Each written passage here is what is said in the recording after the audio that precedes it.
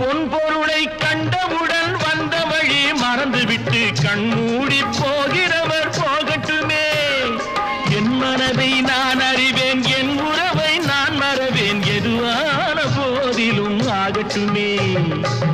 நன்றி மறவாத நல்ல மனம் போதும், என்றும் அதுவே என் மூலதனம் ஆகும். கண்ணை நம்பி